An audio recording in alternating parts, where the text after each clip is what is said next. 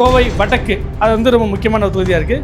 மருதமலை நோக்கிய அந்த சாலை வந்துட்டு அந்த அளவுக்கு ஒன்று சொல்லிக் கொள்ள முடியா இல்லைன்றது அங்கே இருக்கிற கடை நடத்தக்கூடிய வியாபாரிகளுடைய குற்றச்சாட்டாக இருக்குது. கிட்டத்தட்ட 10 ஆண்டுகளாக அதிமுக ஆட்சியும் சரி, இப்போது இருக்கக்கூடிய திமுக ஆட்சியும் சரி, இந்த 10 ஆண்டுகளாக வந்துட்டு அந்த கூட்டு குடிநீர் திட்ட பணிகள் வந்துட்டு முழுமையாக நிறைவேறாமல் இருக்குது. கோவை நட்சத்திர தொகுதி, கோவை தெற்கு, வட இந்தியர்கள் வந்துட்டு ஏறத்தாழ ஒரு 50,000 பேர் வரைக்கும் பந்தத்தில் குடியேற்றங்களுக்கு, ஏன்னா 2 லட்சம் வாக்காளர்கள் அங்கே இருக்கிறாங்க.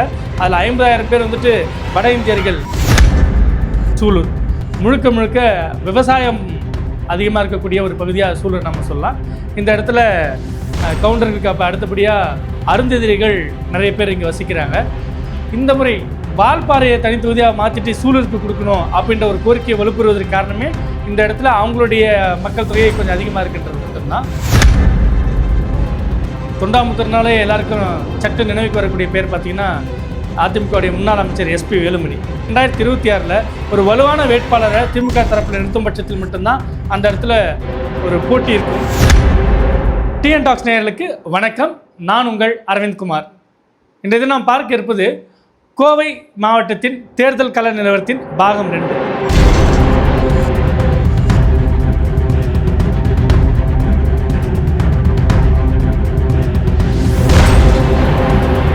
ஏற்கனவே முதல் பாகத்தில் நிறைய பேசியாச்சு. அதுக்கப்புறம் இப்போ என்ன இருக்குது அப்படின்னு கேட்டிங்கன்னா, கண்டிப்பாக இன்னும் பேச வேண்டிய விஷயங்கள் அதில் நிறையவே இருக்குது. முதலில் அந்த 10 சட்டமன்ற தொகுதிகள் என்னன்றதை நம்ம பார்ப்போம். கோவை மாவட்டத்தில் மேட்டுப்பாளையம், சூலூர், கவுண்டம்பாளையம், கோவை வடக்கு, தொண்டாமுத்தூர், கோவை தெற்கு, சிங்காநல்லூர், பொள்ளாச்சி, கிணத்துக்கடவு, வால்பாறை, இந்த 10 சட்டமன்ற தொகுதிகள் இருக்குது. இந்த 10 சட்டமன்ற தொகுதிகள்லேயும் இருக்கக்கூடிய அடிப்படை சிக்கல்கள் என்னன்னு தெரிஞ்சால் மட்டும்தான் அங்கே இருக்கக்கூடிய வாக்காளர்கள் மனநிலையை நம்மளால் புரிஞ்சிக்க முடியும். அதை பற்றி இந்த வீடியோவில் நம்ம பார்க்க இருக்கிறோம். முதல்ல நம்ம பார்க்குறதா இருந்தால் நட்சத்திர தொகுதிகள்னு சொல்லக்கூடிய கோவை மாவட்டத்தின் பிரதானமான 2 தொகுதிகள். அதில் கோவை வடக்கு அது வந்து ரொம்ப முக்கியமான ஒரு தொகுதியாக இருக்குது. அதில் கணபதி, காந்திநகர், வீரகேரளம், கல்வீரம்பாளையம் இப்படிப்பட்ட இடங்கள்லாம் நிறைய இருக்குது. குறிப்பாக இதில் 7ஆம் படை வீடுன்னு சொல்லக்கூடிய அந்த மருதமலை வந்துட்டு இந்த கோவை வடக்கு தொகுதியில் தான் இருக்குது. இந்த இடத்துக்கு தமிழ்நாடு மட்டும் இல்லை, உலகம் முழுக்கக்கூடிய முருக பக்தர்கள் வந்து போகக்கூடிய ஒரு தலமாக இருக்குது. அந்த கோவை வடக்கில் இருக்கக்கூடிய முக்கியமான சிக்கல்கள் அப்படி என்ன நம்ம பார்த்தோம்னா, கோவை வடக்கில் பார்த்திங்கன்னா பாரதியார் பல்கலைக்கழகம், MGR சிறு குறு மார்க்கெட், அதுக்கு பிறகு மேட்டுப்பாளையம் பேருந்து நிலையம், இது மாதிரியான முக்கியமான இடங்கள்லாம் இருக்குது. இதை தாண்டியும் கூட அதிகப்படியான இந்த கிரைண்டர்கள் தயாரிக்கப்படக்கூடிய இடம் வந்துட்டு உங்களுக்கு கோவை வடக்கத்தில் இருக்குது. அந்த ஒர்க் ஷாப்ஸ்லாம் நிறைய அங்கே இருக்குது. உதிரி பாகங்கள் தயாரிக்கக்கூடிய ஆலைகள்லாம் வந்துட்டு கோவை வடக்கு தொகுதியில் நிறையவே இருக்குது. அந்த சேர், டேபிள், அந்த பீரோ செய்யக்கூடிய ஆலைகள்லாம் கூட கோவை வடக்கில் தான் தமிழ்நாட்டிலே அதிகமாக இருக்குதுன்னு நம்ம சொல்லலாம். சரி, அந்த இடத்துல என்ன முக்கியமான பிரச்சனைகள் அப்படின்னா 2 முக்கியமான பிரச்சனைகள். எப்போதுமே சிறு குறு ஆலைகள் இருக்கும்போது அவங்களுக்கு அடிப்படையாக தேவை என்னவாக இருக்குன்னு பார்த்தீங்கன்னா அவங்களுக்கு மின்சாரம்.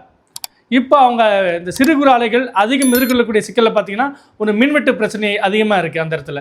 அடுத்தபடியாக இந்த மருதமலை சுற்றுலாத்தலம் சொன்னோம் இல்லையா, மருதமலை ஆன்மீக தலம் சொல்லியிருக்கோம் இல்லையா, அங்கே வரக்கூடிய வெளிநாட்டு பக்தர்களுக்கு அந்த போக்குவரத்து வசதிகள், சாலைகள், மருதமலை நோக்கிய அந்த சாலை வந்துட்டு அந்த அளவுக்கு ஒன்று சொல்லிக் கொள்ள முடியா இல்லைன்றது அங்கே இருக்கிற கடை நடத்தக்கூடிய வியாபாரிகளுடைய குற்றச்சாட்டாக இருக்குது. கோவை கிழக்கு சட்டமன்ற தொகுதியாக இருந்தது தான் இப்போ கோவை வடக்காக மாறி இருக்குது.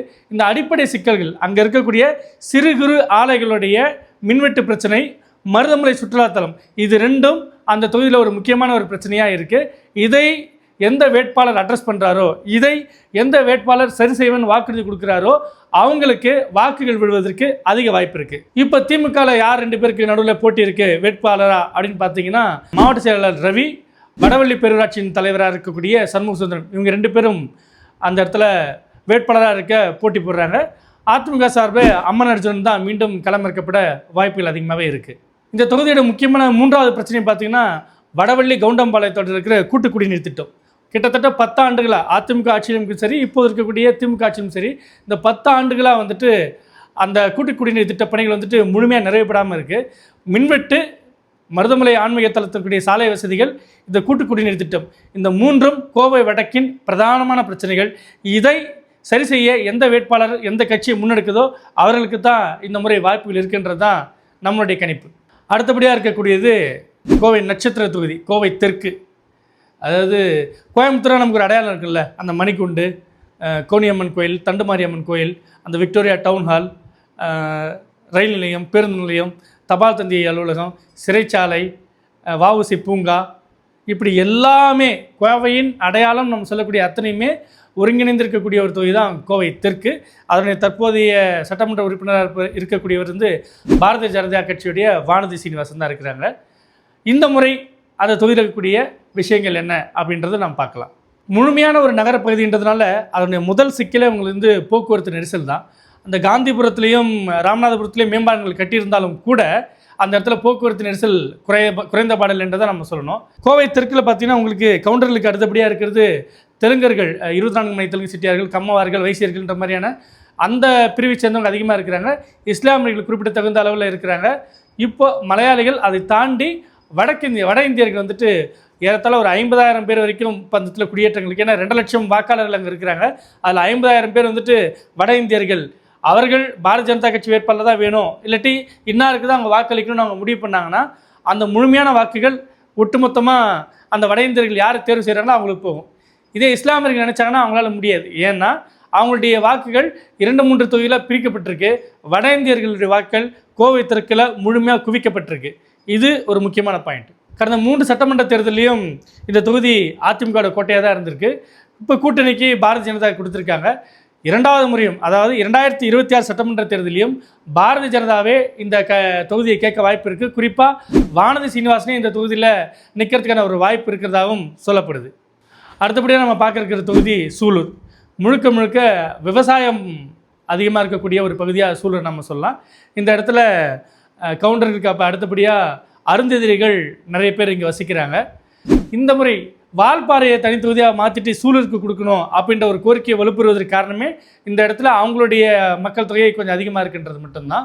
திமுகவை பொறுத்தவரைக்கும் அவருடைய தெற்கு மாவட்ட செயலாளர் இருக்கக்கூடிய தளபதி முருகேசன், அவர் கண்ணம்பாளையம் பேரூராட்சி தலைவராக இருந்திருக்காரு, தேமுதிகவில் இருந்திருக்காரு. அதுக்கு பிறகு தான் இப்போ திமுகவில் இருக்கிறாரு. அவருக்கு மக்கள்கிட்ட ஒரு கணிசமான ஒரு செல்வாக்கும் ஒரு வரவேற்பு இருக்குது. ஒருவேளை இந்த சூலூர் தொகுதியில் திமுக சார்பில் தளபதி முருகேசன் நிறுத்தப்பட்டால் அந்த இடத்துல ஒரு போட்டி கொஞ்சம் வலுவாக இருக்கும். அதை தாண்டி அதிமுகவுக்கே அந்த இடத்துல ஒரு வாக்கு வங்கி இருக்கக்கூடிய சூழல் தான் கடந்த 3 தேர்தல் முடிவுகளும் சொல்லுது. அடுத்த ஒரு நட்சத்திர தொகுதின்னு பார்த்தீங்கன்னா தொண்டாமுத்தூர். தொண்டாமுத்தூர்னாலே எல்லாருக்கும் சட்ட நினைவுக்கு வரக்கூடிய பேர் பார்த்தீங்கன்னா அதிமுகவுடைய முன்னாள் அமைச்சர் எஸ்பி வேலுமணி. ஒரு சாதாரண தொண்டனாக இருந்து இன்றைக்கி அந்த மாவட்டத்தின் ஒரு முகமாக மாறி இருக்கக்கூடிய ஒரு நபர்னா எஸ்பி வேலுமணி. எந்த அளவுக்கு அவர் மக்கள் மத்தியில் அவர் ரீச் ஆகிருக்கார் அப்படி பார்த்தீங்கன்னா, அவருடைய வீட்டில் வருமான வரித்துறை சோதனையோ இல்லாட்டி லஞ்ச ஒழிப்புத்துறை அதிகாரிகளோ இல்லை வேறு எந்த விதமான புலனாய்வு அமைப்புகளோ சோதனைக்கு வரும்போது அவரை பார்க்குறதுக்கு கட்சி தொண்டர்கள், பொதுமக்கள் அப்படின்ட்டு பல பேர் வீட்டு வாசலில் ஒரு 100க்கும் மேற்பட்டவர் அங்கே திரண்டுடுவாங்க.